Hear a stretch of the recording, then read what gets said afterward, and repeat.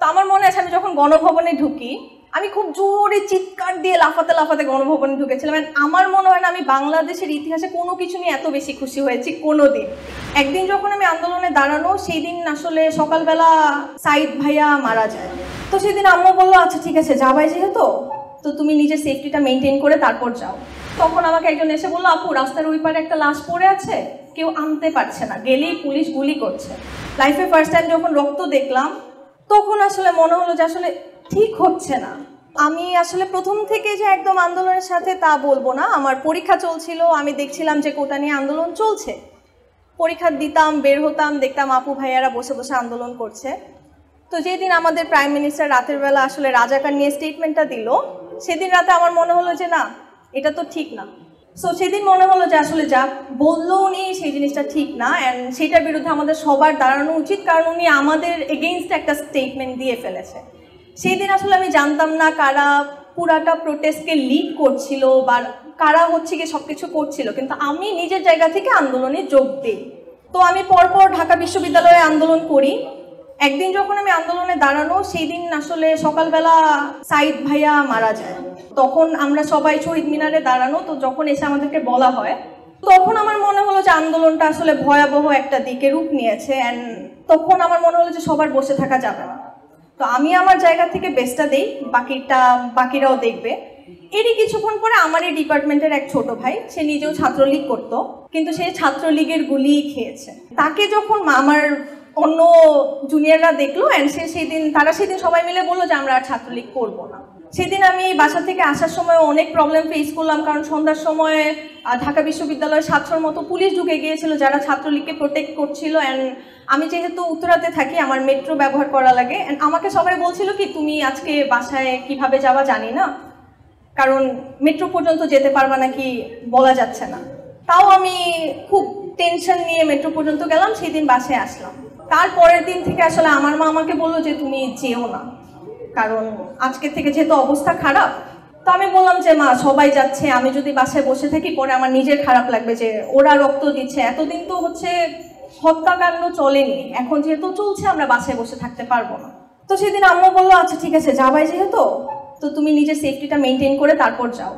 সেই দিনের পর আসলে ঢাকা ইউনিভার্সিটি আর যাওয়া হয়নি, কারণ সেই দিনের রাতে থেকে হল অফ করে দেওয়া হয়। তো তখন আমি ভাবছিলাম আসলে আন্দোলন আমি কোথায় করব, কারণ ঢাকা ভার্সিটিতে আসলে আন্দোলন অনেক বড় করে হয়, কিন্তু ওইভাবে আসলে হত্যাযজ্ঞ ডিরেক্ট ঢাকা ইউনিভার্সিটি কখনো দেখেনি। তো আমি যখন উত্তরায় বের হলাম সেম আচ্ছা ঠিক আছে এমন বড় কিছু হয়তো হবে না। আমি যখন 18 তারিখে আজমপুর যাই, আমি মোটামুটি সামনে আগাতে আগাতে আমার বন্ধুর হাত ধরে মেইন রোড পর্যন্ত যাই। তো তখন আমাকে একজন এসে বললো আপু রাস্তার ওই পারে একটা লাশ পড়ে আছে, কেউ আনতে পারছে না, গেলেই পুলিশ গুলি করছে, আপনি কি একটু সামনে গিয়ে দেখবেন? তো আমি যখন সামনে আগাতে থাকি, আগানোর একটা পর্যায়ে আমি জাস্ট পিছনে ঘুরে সাথে সাথে আমার পিছনে 2 জন পড়ে যায়, গুলি খেয়ে পড়ে যায়। তখন আমি বুঝতে পারছিলাম না যে আসলে পুলিশ কোথা থেকে গুলি করছিল। তো পুলিশে থানার উপর থেকে গুলি করছিল আসলে সেটা আমার জানা ছিল না। তো ঘোরার পরে আমি দৌড় দিয়ে চলে যাই, যাওয়ার পরে আমি রিক্সা থেকে তাদেরকে রিক্সায় উঠাই, ক্রিসেন্টে পাঠাই। আমি নিজেও যখন রিক্সায় উঠতে যাই তখন আমি রিক্সায় প্রচুর জোরে বাড়ি খাই। ওই দিন আসলে যেই পরিমাণ রক্ত, যেই পরিমাণ গোলাগুলি, টিয়ারশেল আমি দেখছি আমি আমার জীবনে কখনো দেখিনি। আমার কোনো দিন আসলে সরকারি চাকরির প্রতিও কোনো ইন্টারেস্ট ছিল না, আমার কোটা নিয়ে কখনো সমস্যা হয়নি। আমি ঢাকা ভার্সিটিতে আমার মেধার বেসিসেই আসলে ভর্তি হই, তো আমার এই জিনিসগুলো কখনো হিট করেনি। কিন্তু লাইফে ফার্স্ট টাইম যখন রক্ত দেখলাম তখন আসলে মনে হলো যে আসলে ঠিক হচ্ছে না। এরপর থেকে আমি চেষ্টা করেছি প্রতিদিন যতটুকু সম্ভব আন্দোলনে জড়িত থাকার, মানুষকে ইনফ্লুয়েন্স করার, যে কতটুকু মানুষকে জানানো যায় যে আসলে তোমাদের সবার বের হতে হবে, কারণ বাসায় বসে থেকে অনেক কথা বলা যায়, বাহিরে নেমে যেই মানুষগুলো গুলি খাচ্ছে তাদের পাশে আমরা যদি না দাঁড়াই তাহলে কি হবে। এরপর 11 নম্বর সেক্টরে 2 অগস্ট হঠাৎ করে পুরো ঢাকার মধ্যে গুলি চালাচ্ছিল না, বাট উত্তরাতে গুলি চালানো হলো। আমি আসলে সামনে যখন ছিলাম আমি ভেবেছিলাম যে পুলিশ তো আজকেও গুলি চালাবে না, কিন্তু যখন গুলি চালানো শুরু করলো, এইভাবে সামনাসামনি আমি কখনো পুলিশকে গুলি চালাতে দেখিনি। তো আমি স্বাভাবিকভাবে একটু ভয় পেয়ে গেলাম। আমি যখন পিছনে ঘুরে দৌড় দিলাম, তো আমার তো গুলি নিয়ে কোনো এক্সপিরিয়েন্স নেই, তা আমার পিঠে খুব জোরে কিছু একটা লাগলো, 2 বার লাগলো। তখন আমি জানতাম না যে আসলে কি লেগেছে। তা আমি একবার সামনে তাকালাম যে আচ্ছা বের হয়ে যায়নি তো কিছু।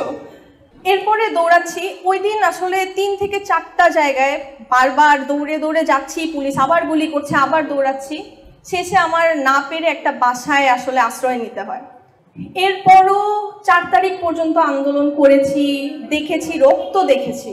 প্রত্যেকটা দিন বাসায় আসতাম, আর কারোর সাথে কথা বলতে ইচ্ছা করতো না। যখন ইন্টারনেট শাটডাউন ছিল তখনও আমার মনে আছে যে বাসায় বসে বসে গুলির আওয়াজ শুনতাম।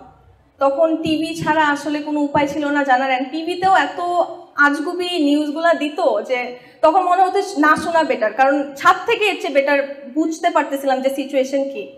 5 তারিখেও সেম ফ্যামিলি থেকে যেতে দিবে না। সকালবেলা বাবা চিল্লাচ্ছে, মা চিল্লাচ্ছে, আমি বের হয়ে গেলাম, কারণ বসে থাকা সম্ভব না। বাসায় বসে থাকলে আরো বেশি পেইন লাগতেছিল।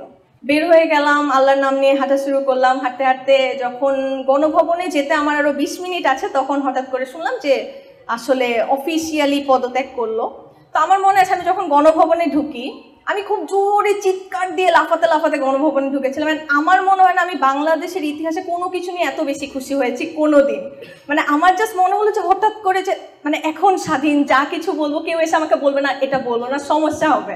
এরপরে একটা জিনিস খারাপ লাগলো যে আমরা আসলে স্বাধীনতা পাওয়ার পর ভাবি যে 2 দিনে সব দেশ ঠিক হয়ে যাবে। আমরা আসলে বাঙালিরা খুব হতাশ একটা জাতি। তো আমরা যখনই দেখি কোনো একটা সমস্যা আমরা ভাবি যে এইবার তো আবার কিছু না কিছু হবে, ভাল লাগছে না, কেন এটা ঠিক হচ্ছে না। আমাদের সবার উচিত যেই মানুষগুলো এখন দেশের দায়িত্ব নিয়েছে আমাদের নিজেদের জায়গা থেকে তাদের পাশে দাঁড়ানো, তাদের জন্য জিনিসপত্র অনেক সহজ করে দেয়া, যাতে তারা অনেক কম সময়ের মধ্যে দেশের অনেক বেশি উন্নতি করতে পারে। তো আমি এইটুকুই বলবো, আমি আমার জায়গা থেকে যতটুকু পারছি কন্ট্রিবিউট করছি, আপনারাও সবাই করছেন আমি জানি। তো আমাদেরও আসলে সবাইকে অনেক বেশি ইনফ্লুয়েন্স করা দরকার যে আমাদের দেশটা সবার, তো আমাদের সবার একসাথে এগিয়ে আসতে হবে।